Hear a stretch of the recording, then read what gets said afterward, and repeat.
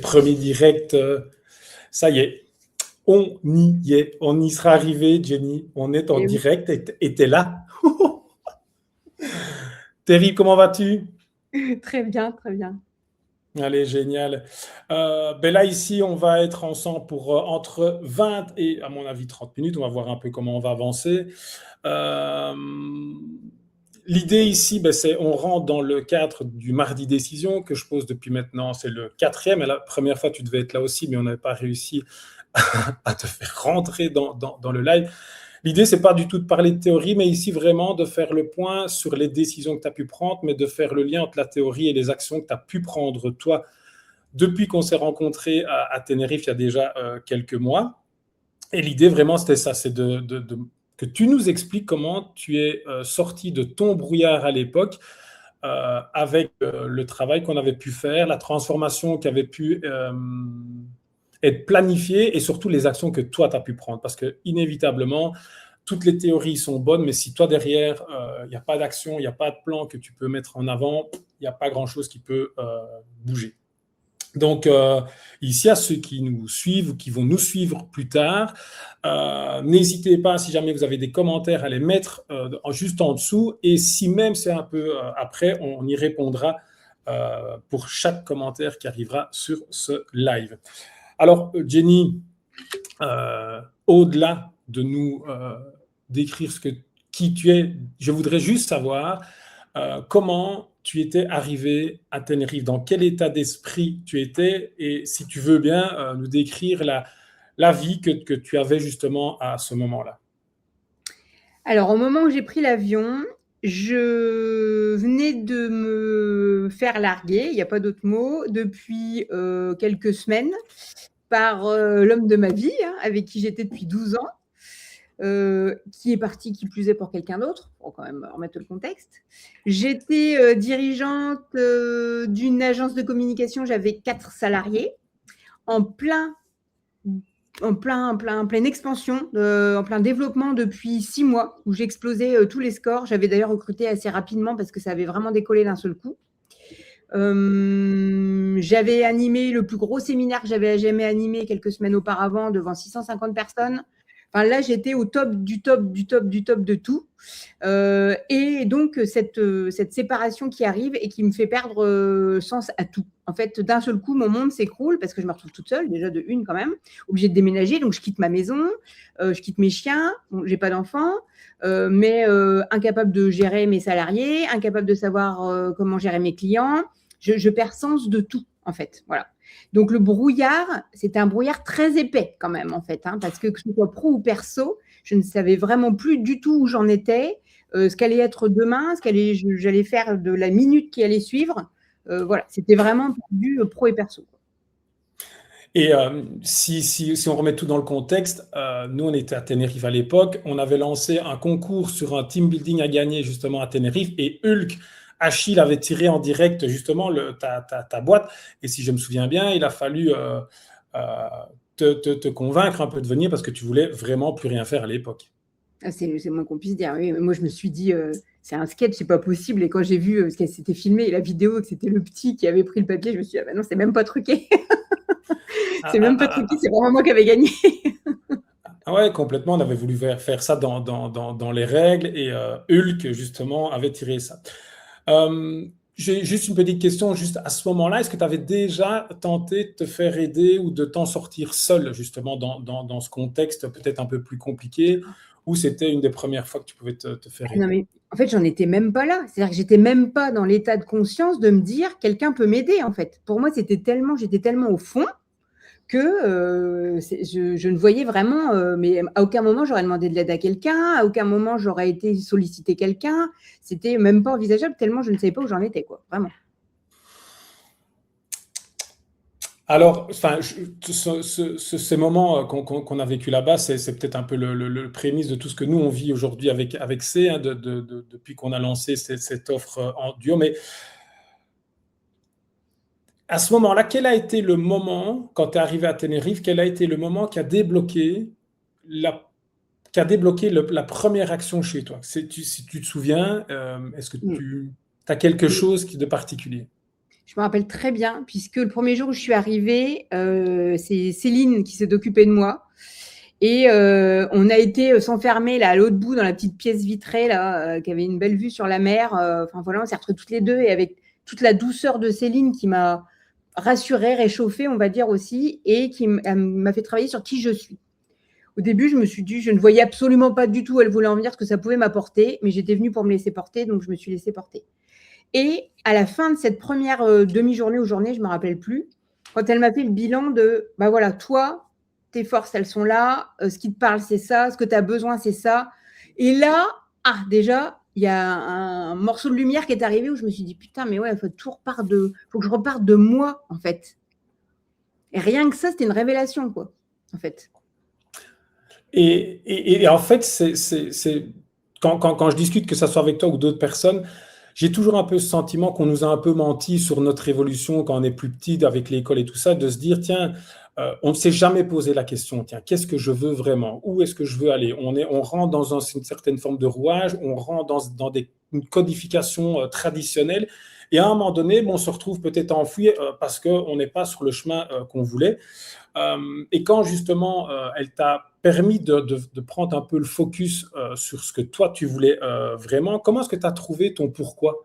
Euh, Tu vois, le pourquoi, ta raison, enfin, on l'appelle un peu comme on veut, mission, vision, raison d'être ou autre, parce que je trouve qu'on fait souvent un amalgame, mais comment est-ce que tu as pu trouver ton pourquoi?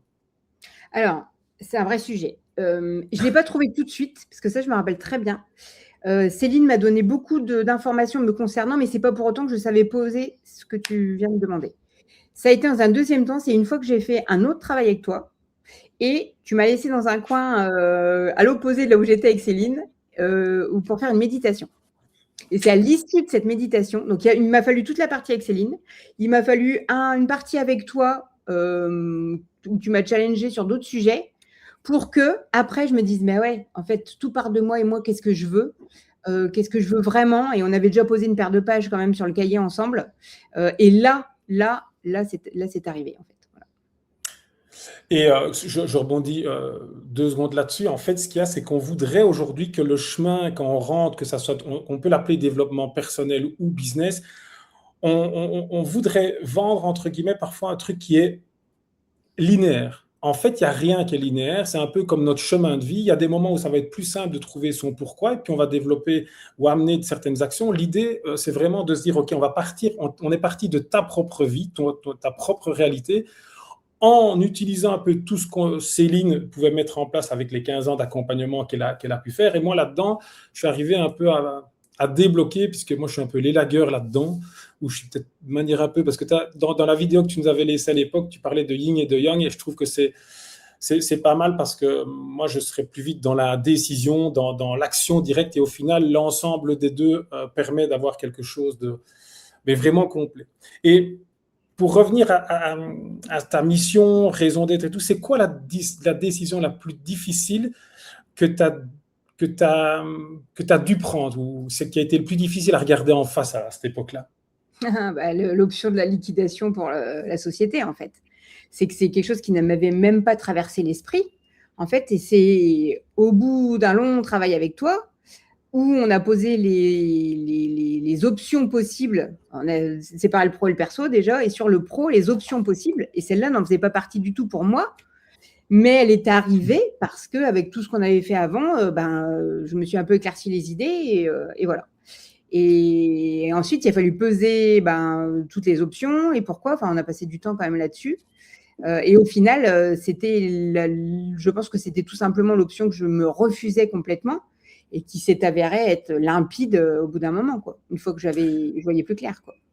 Parce que de nouveau, Bicom, hein, pour ne pas la citer, qui était ton bébé, qui était tout ce que tu avais mis en place depuis un certain nombre d'années, ça a été compliqué de pouvoir prendre cette décision-là.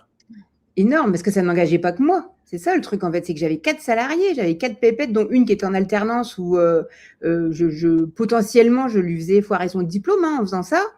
Moi, je perdais de l'argent, c'est un fait, mais je ne savais pas encore en plus à ce moment-là quelles étaient les incidences d'une liquidation judiciaire, comment ça allait se passer, ce que j'allais traverser. Bon, ça, c'est autre chose.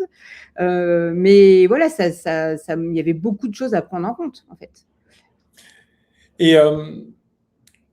Et Est-ce que tu pourrais dire que prendre cette décision-là, quand tu avais fait un peu le topo des différentes solutions qui venaient à toi, est-ce que ça a été simple de prendre cette décision?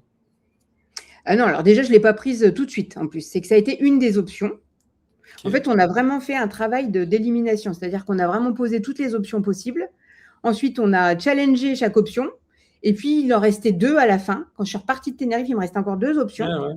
que j'ai toujours pas décidé. Voilà, il m'a fallu quelques jours pour aller quand même chercher toutes les informations avant de vraiment me décider. Mais quand je me suis décidée, je savais pourquoi je le faisais. Et le pourquoi en deux mots, hein, voilà. Et pourquoi, les deux en fait. Et j'étais complètement alignée avec la décision. Voilà. Et tu viens en fait de résumer. Quand tu as, quelle que soit ta décision que tu vas prendre, quand tu as le pourquoi et le pourquoi qui est aligné à ça, et quand je dis aligné, ce n'est pas le mot que je veux trouver parce que je trouve que le mot aligné, clarté est souvent un peu utilisé à tout va. C'est qu'à un moment donné, quand tu prends ta décision mais que tu sais vraiment pourquoi tu veux le faire, après, tu peux assumer plus facilement le côté positif qui est arrivé, mais aussi les contraintes. Parce que quelles que soient les décisions, quel que soit le chemin que tu vas vouloir prendre, il y aura des choses compliquées qu'il va falloir affronter. Mais quand on peut je reprends souvent cette image du bateau où on s'accroche au mât et de dire, OK, je sais que ça tente, mais je sais que j'y vais. Et c'est ça qui est pour moi aussi important.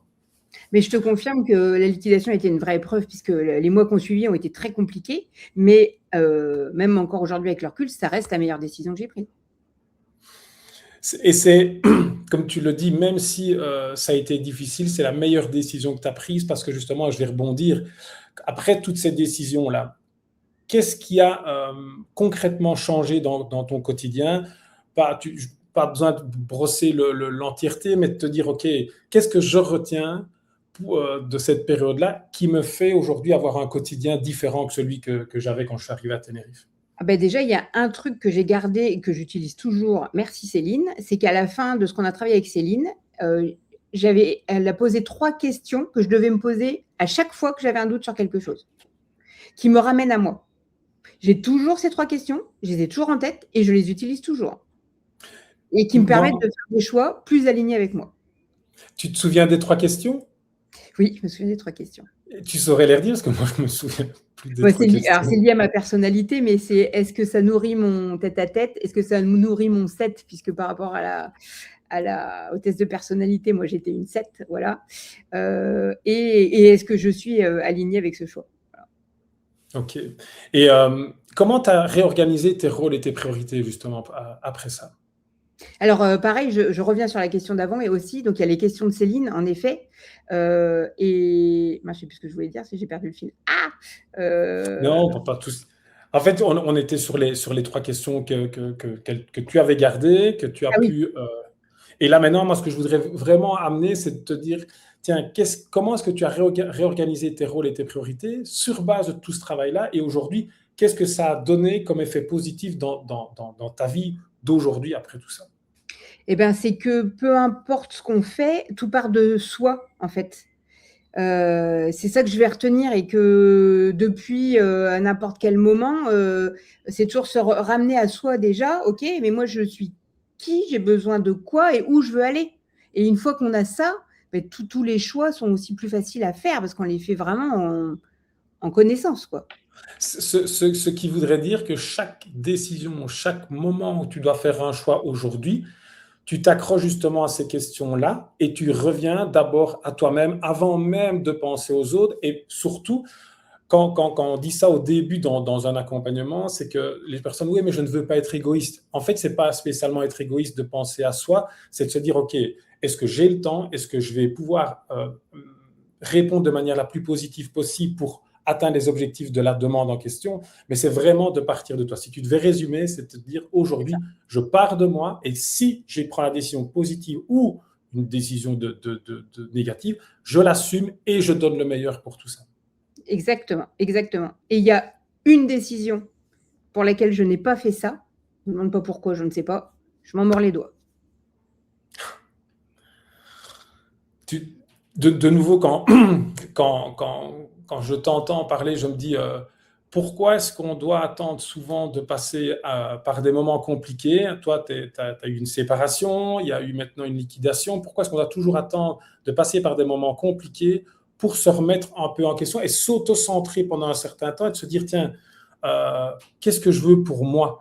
Et quand on parlait, tu sais ce que je raconte, hein, c'est que je dis toujours que qui rayonne avionne et que quand toi tu avionnes, tu permets aux autres de rayonner. Et ça, c'est vraiment pour moi qui étais dans l'enseignement avant, j'aurais voulu laisser ça en fait, de bien dire à chacun, quels que soient tes besoins, tes envies, tant que tu respectes les 3 R, respecter les autres, soit toi-même et l'environnement dans lequel tu es, vas-y, fonce et crois en toi, parce qu'aujourd'hui, je trouve que de plus en plus, on se repose en disant oui, c'est de la faute des autres, c'est le gouvernement, c'est les taxes, c'est chic, ok, mais on a le droit aussi de prendre des décisions quand il y a des choses qui ne nous plaisent plus en fait. Et chaque décision aura un impact positif et inévitablement négatif. Alors, tu voulais ajouter quelque chose peut-être? Oui, j'allais dire dans le couple aussi, puisque ça m'a permis aussi de me rendre compte que j'avais bâti tout mon pro par rapport au perso, et le perso, c'était par rapport à mon conjoint de l'époque, et pas par rapport à moi, en fait. Voilà. Et là, aujourd'hui, qu'est-ce que ton entourage a ressenti par rapport à tous ces changements-là? Alors, ça a été progressif, ça s'est pas vu tout de suite, et j'avoue que je m'étais un peu enfermée aussi dans un trou de souris, parce que quand ces choses-là t'arrivent, t'as pas forcément envie de dire coucou, je suis en pleine descente aux enfers. Donc, je m'étais un peu cachée quand même. Mais c'est plutôt après coup, quand j'ai raconté ce qui s'était passé et quand on m'a revue, en fait, il y avait une vraie transformation et une sorte d'assurance. Enfin, je pense pas avoir eu beaucoup de problèmes d'assurance avant, mais je pense que du coup, je devais renvoyer quelque chose d'autre et de beaucoup plus solide, en fait, après. Juste pour confirmer ce que tu dis, nous, on se connaît depuis un certain temps, on s'est rencontrés dans un écosystème de développement business. Euh, Moi, je l'ai vu, ton évolution. Il y a eu un avant, un après, mais puis il y a surtout le fait qu'au moment où tu prends conscience que ta propre vie, tes décisions sont importantes, tout suit, parce que nous, il y a eu cet accompagnement depuis Tenerife, puis après, tu as continué sans nous, parce que le but de tout ça, c'est qu'on ne soit pas autodépendant d'une méthode, c'est de pouvoir un peu, quand je résume notre accompagnement, je dis toujours, nous, notre objectif, c'est de pouvoir enlever le frein à main que tu tiens dans ta main de ta bagnole, toi qui en avais en plus une voiture électrique, hein, on se souvient des déplacements ensemble, mais c'est vraiment ça, c'est de te dire qu'après avoir fait ce travail avec l'architecture qui est là, qui va s'adapter à ta propre vie, tu es paré pour le faire non-stop. Un peu comme quand on nous apprend à se laver les dents, au début c'est un peu chaotique et puis après on n'y pense plus. C'est ça que je veux permettre, et moi ma raison d'être, c'est ça, c'est d'aider un maximum de personnes d'atteindre leur plein potentiel. Parce que je reste intimement convaincu qu'il y a plein de personnes qui sont en cours, voire avec un, voire peut-être 2 freins à main en fait. Tout à fait. Et il y a une histoire de sens, c'est un mot qu'on n'a pas utilisé encore depuis le début là, mais de retrouver un sens à tout ce qu'on fait, en fait. Et vous m'avez permis de retrouver un sens à ce que j'allais faire toute seule, puisqu'en fait, je me retrouvais toute seule et donc je n'avais plus de sens. Et là, j'ai retrouvé sens dans tout ce que j'allais faire ensuite. Voilà. Ouais, mais franchement, ton retour là, il est hyper important, parce que sans sens, sans vision, à un moment donné, on ne peut que se perdre avec des objectifs qui ne sont pas les nôtres. Pourquoi? Parce qu'en plus, 2026, on est en fuite de communication non-stop, et on peut vite partir à gauche, vite à droite, revenir en arrière. Et c'est là où, quand de nouveau le sens, le nôtre, il est bien stable, on peut le tenir en main en se disant, OK, c'est ma barre, je ne la lâche plus.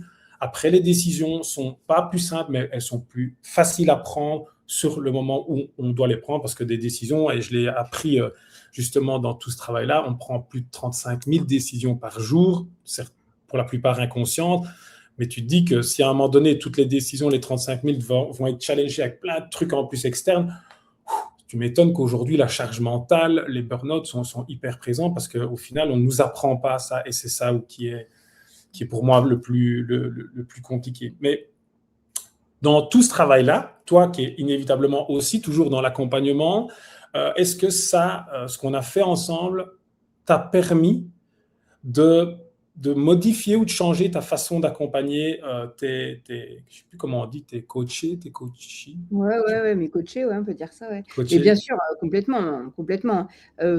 Déjà, il a fallu, j'ai revu beaucoup de choses, donc il m'a fallu du temps, derrière ça.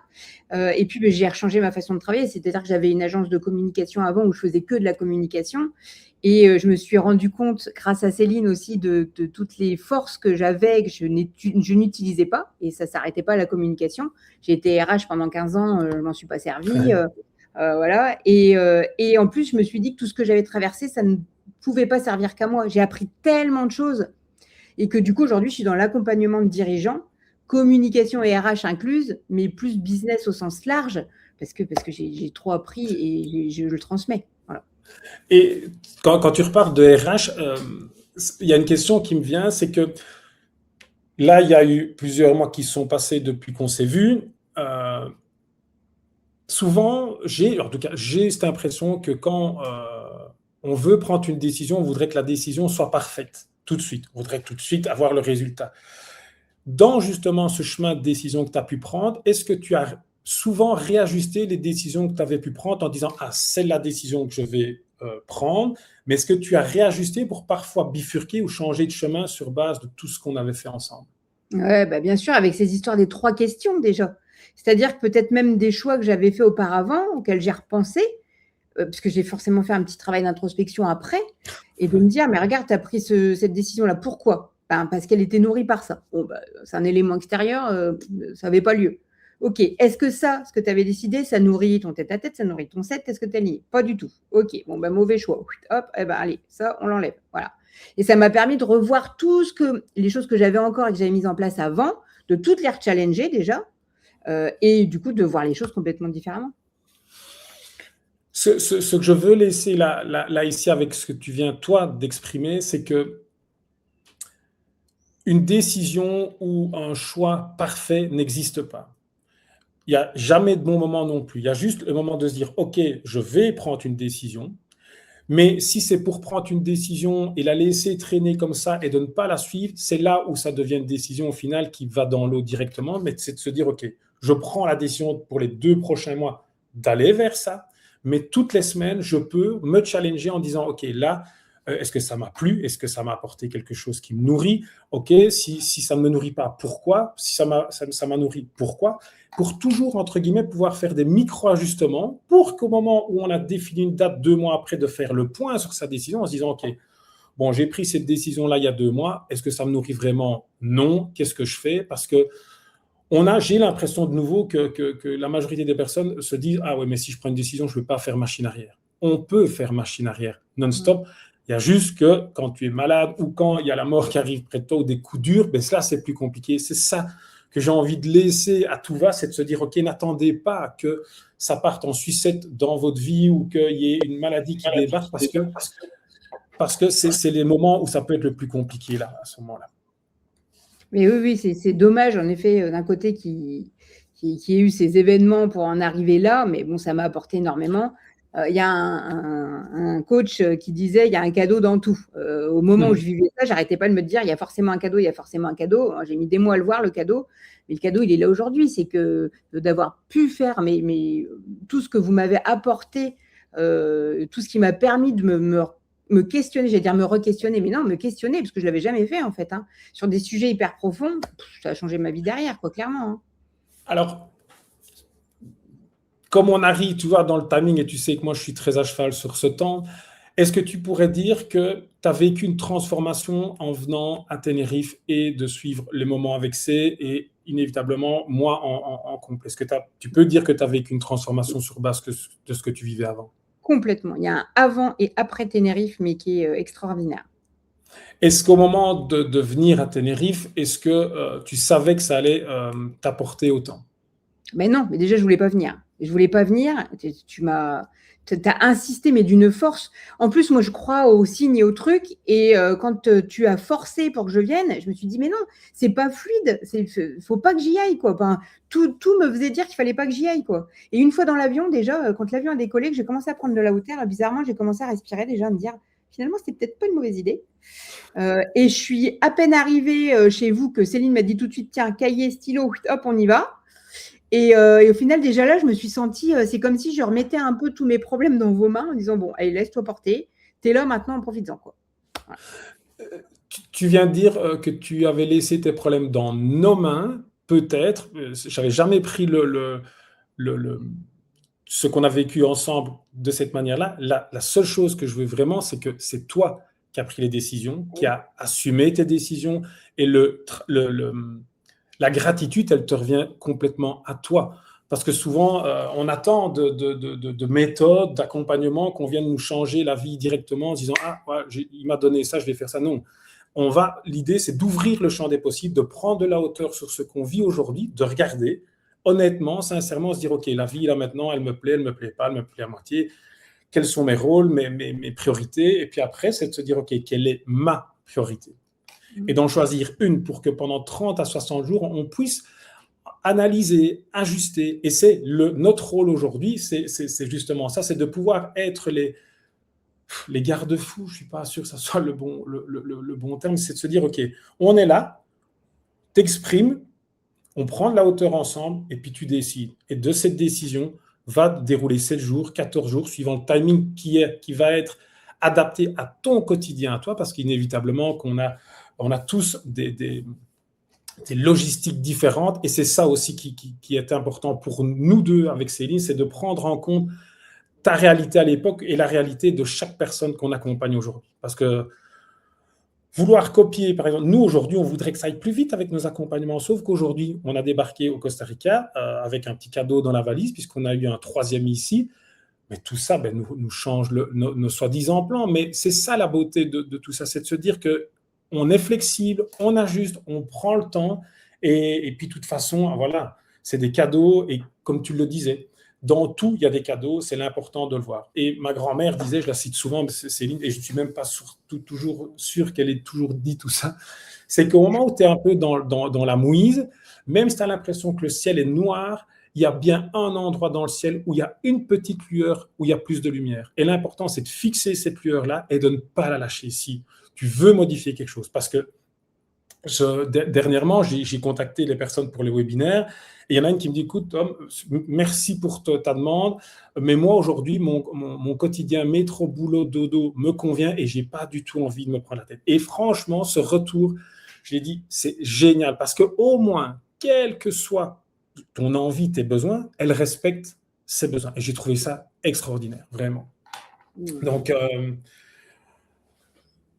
j'ai plus de questions. Je te remercie vraiment déjà nous avoir fait confiance à l'époque, d'être là aujourd'hui, parce que tu fais, même si tu l'avais dit à ce moment-là, qu'on devrait faire quelque chose. Nous, il a fallu un petit temps de gestation plus des éléphants, parce qu'il a fallu presque 16 à 17 mois avant qu'on se positionne. Aujourd'hui, on l'est, et je pense qu'on est vraiment complet dans l'offre. Donc, si les personnes qui vont regarder ce replay ou ce live ont l'impression d'être dans le brouillard, il y a deux choix. Soit vous prenez un petit rendez-vous avec nous, on fait le point, de toute façon, vous pourrez repartir avec un point à travailler et qu'on travaille ensemble ou pas. Ou sinon, mardi prochain, le 9, ça fait déjà dans une semaine, le mardi 9 juin, on refait notre troisième webinaire avec Céline où on va vraiment expliquer toute cette transformation avec inévitablement derrière l'architecture de ce qu'on propose pour avancer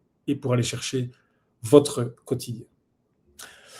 Donc voilà, je ne sais pas si tu veux, je vais te laisser peut-être le mot de la fin, toi Jenny. Ouais, vous dire merci déjà encore une fois parce que c'est quelque chose qui nous marquera, je pense, enfin qui m'a marqué en tout cas, et que votre complémentarité, elle est vraiment exceptionnelle parce que quand je parle du lean, oui, Céline, elle est beaucoup sur l'être, elle est très douce, elle est très rassurante.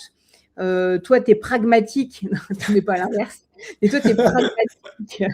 Et tu es yang dans le fait de se projeter vers l'action, en fait, et d'amener des éléments concrets, tangibles, factuels, qui viennent compléter tout ce que Céline fait avec. Donc, c'est hyper complémentaire, surtout tout en laissant le libre espace et l'un et l'autre à qui on est et la vitesse à laquelle on veut aller. Moi, je suis déjà de nature assez action-réaction, vous le saviez, vous l'avez challengé aussi. Et c'est ce qui a fait que ça a pris, en fait. Et puis, il y a eu tout le suivi derrière, parce que ce qu'il ne faut pas oublier quand même, c'est que je suis Ouais. pas repartie chez moi, roule ma poule, c'est terminé, quoi. C'est que tu m'as pas lâché pendant les semaines qu'on suivit, où on a fait des calls réguliers pour suivre et pour voir si j'étais toujours alignée.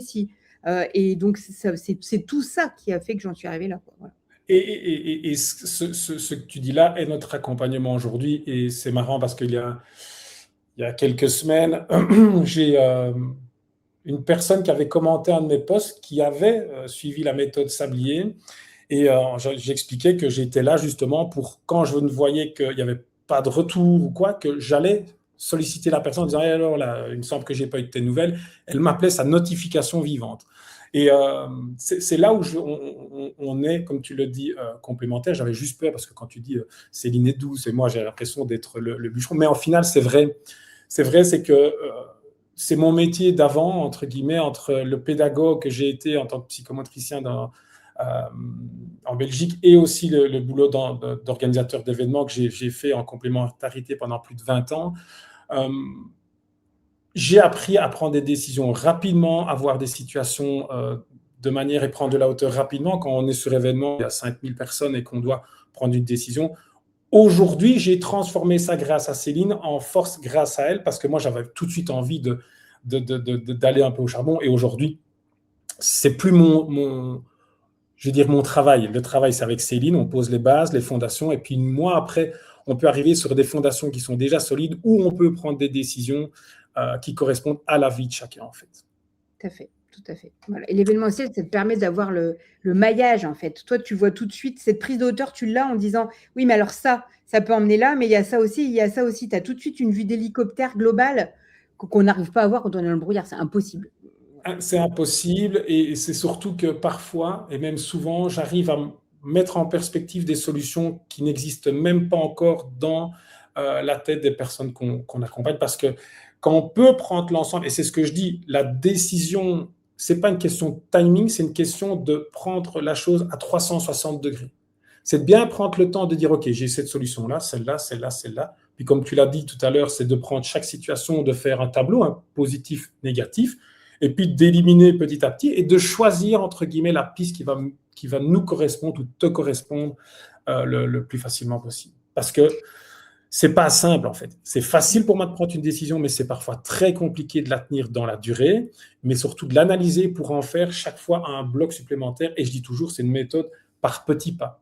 Tu fais un pas, on est rempli de gratitude, on se félicite et on continue. Parce que si on veut directement le changement en direct, ben c'est la meilleure façon pour être démotivé et de virer après 2 semaines et demie toutes les actions qu'on aurait pu mettre en place. Je rajoute une dernière phrase qui me vient et je pense qu'il résume bien tout, c'est que dans les RH, on apprend que quand il y a un doute, il n'y a pas de doute. Pour n'importe quel recrutement, quand il y a un doute, il n'y a pas de doute. C'est assez simple, tous les RH vous le diront. Voilà. Et ben, c'est exactement ce qui s'est passé avec vous, c'est qu'à partir du moment où j'avais retrouvé qui j'étais et ce sens, c'était pas, il n'y avait plus de quand il y a un doute, il n'y a pas de doute. Ça n'existe plus. Et même encore aujourd'hui, en fait. Déjà, quand il y a un doute, il n'y a pas de doute, j'élimine. Mais il n'y a plus de doute puisque j'ai des questions, j'ai des filtres qui me permettent d'enlever ces doutes. Et c'est ça, c'est de comment créer ses propres filtres, en fait, qui vous correspondent. Nous, on a l'architecture. Après, il faudra amener toute l'expérience de vie que vous avez pour pouvoir intégrer ça pour faire votre propre chemin. Et ça, c'est tout ce que je souhaite à un maximum de personnes, en fait. Donc voilà. Bon, Jenny, un grand merci. Là, je pense que toi, tu vas... là, il est quelle heure là? 20h33. Nous, c'est 8h en moins. Mais vraiment, merci pour ta disponibilité, ton retour d'expérience. Et si jamais quelqu'un a un peu de brouillard, qu'il n'hésite pas à nous contacter. Et oui, je le recommande vivement. Allez. Salut Jenny. Ciao, ciao.